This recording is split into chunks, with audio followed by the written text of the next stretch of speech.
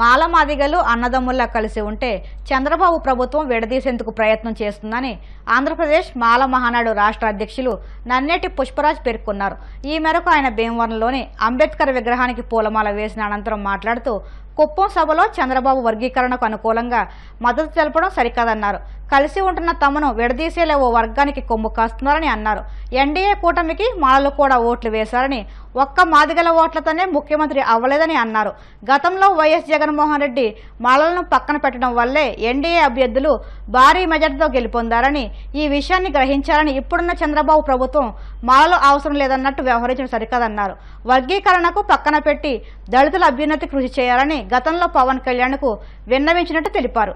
ఆంధ్రప్రదేశ్లో ఎన్డీఏ కూటమి మరి చంద్రబాబు నాయుడు గారి ప్రభుత్వం ఏర్పడి కొద్ది రోజులు కూడా గడవక ముందే మరి చంద్రబాబు నాయుడు గారు మరి కుప్పం బహిరంగ సభలో వర్గీకరణ అంశాన్ని పైకి లేవనెత్తుకు రావడం జరిగింది.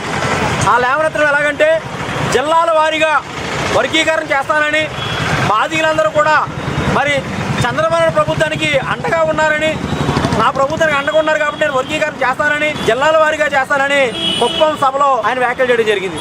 చంద్రబాబు నాయుడు గారి ప్రభుత్వానికి ఒకటే చెప్తున్నాం, గతంలో చంద్రబాబు నాయుడు గారి టైంలో సుప్రీంకోర్టులో కేసు కొట్టేసిన సంగతి చంద్రబాబు నాయుడు గారికి తెలుసు. వర్గీకరణ చెల్లుబాటు అవదని సుప్రీంకోర్టులో గతంలో కేసు కొట్టేసి మరి తర్వాత వచ్చిన ప్రభుత్వాలు ఏ ప్రభుత్వం కూడా వర్గీకరణ విషయాన్ని జోలికి వెళ్లకుండా మరి ప్రభుత్వాలు నడుస్తూ ఉన్నాయి. మరి నడుస్తున్న తరుణంలో ఈ రోజు మాదిగలు అందరూ కూడా అన్నదమ్ముల భావంతో మేము కలిసి ఉంటుంటే మరి చంద్రబాబు నాయుడు గారు ఒక కులానికి కొమ్ము కాసేలాగా వ్యవహరించడం ఇది మంచి పద్ధతి కాదని చెప్తున్నాం. ఈ రాష్ట్రంలో ఎన్డీఏ కూటమి ఏర్పడిన తర్వాత ఎన్డీఏ కూటమికి మాలల ఓట్లు కూడా టీడీపీ ప్రభుత్వానికి కూడా ఓట్లు వేశారు. ఇది చంద్రబాబు నాయుడు గారు గుర్తెరగాలి. ఒక మాదిగల ఓట్లతో నువ్వు గద్దెలెక్కలేదు చంద్రబాబు నాయుడు గారు. ముఖ్యమంత్రిగా మీకు ఒకటి చెప్తున్నావు, ఈ రోజు మాలల ఓట్లు కూడా వన్ సైడ్గా వేయటం వల్లే ఈ రోజు ఏ ఎమ్మెల్యేకైనా సరే వేలాది మరి మెజార్టీలు వచ్చినాయి. ఎప్పుడూ లేని మెజార్టీలు ఈ ప్రభుత్వానికి వచ్చాయంటే మాలల ఓట్లు కూడా పడ్డాయి.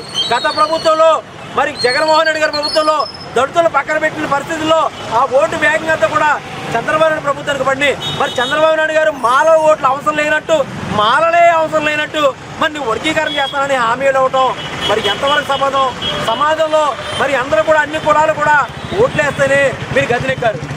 మరి ఒకసారి చెప్తున్నాం, మరి మాదిగల ఓట్లకి తోటే మీరు గద్దెనెక్కారని చెప్పడం మంచి పద్ధతి కాదు. ఒక్కసారి ముఖ్యమంత్రి చంద్రబాబు నాయుడు గారికి మాల మహానాడు తరఫున ఒకటి అడుగుతున్నాం, గతంలో చంద్రబాబు నాయుడు గారు వర్గీకరణ చేయడం వల్లే కొన్ని సంవత్సరాలు మాలలందరూ కూడా మిమ్మల్ని వ్యతిరేకించారు. మరి ఈసారి మిమ్మల్ని నమ్మి ఓట్లు వేశారు. మళ్ళీ మీరు వర్గీకరణ భూతాన్ని ఎందుకు తీసుకొస్తున్నారు? మీరు పరిపాలన ఎలా చేయాలి? దళితుల్ని ఏ రకంగా ఆర్థిక పరిపుష్టి ఏ రకంగా ఉండాలి? దళితులు ఏ రకంగా పథకాలు పెడితే దళితులు ఏ రకంగా అభివృద్ధి చెందుతారు? వీటిపై మనసు పెట్టాలి. పవన్ కళ్యాణ్ గారికి కూడా ఒక మాట చెప్తున్నాం, గతంలో నేను పవన్ కళ్యాణ్ గారిని మాట్లాడి 20 నిమిషాలు ఇదే పేపర్లో నేను మాట్లాడాను పవన్ కళ్యాణ్ గారితో. వర్గీకరణ విషయాలను పక్కన పెట్టి దళితుల ఆర్థిక పరిపుష్టి మీద మీరు మనసు పెట్టాలని పవన్ కళ్యాణ్ గారికి నేను వినతి పత్రం కూడా ఇవ్వడం జరిగింది. మరి ఒకటే చెప్తున్నాం, చంద్రబాబు నాయుడు గారికి వర్గీకరణ పోతాన్ని పక్కన పెట్టి దళితుల ఆర్థిక విపరీతాన్ని ముందు తీసుకెళ్లాలని నేను మనస్ఫూర్తిగా కోరుకున్నాను. మా జాతీయ అధ్యక్షుడు చెన్నై గారు కూడా రాష్ట్ర వ్యాప్తంగా కార్యక్రమాలు చేయాలని మరి పిలుపునివ్వడం జరిగింది.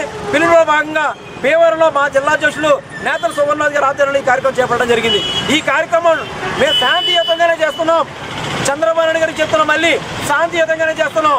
ఈ శాంతియుతంగా వీరు ఏదైతే వర్గీకరణ చేస్తారన్నారో ఆ వర్గీకరణ వెనక పెట్టుకోకపోతే మాత్రం రాష్ట్ర వ్యాప్తంగా కూడా అగ్నిగుండాలుగా జరిగి మరి ఏదైతే నిరసన జ్వాలలో ఏ రకంగా జరగాలో మరి రానున్న రోజుల్లో చూపిస్తాం.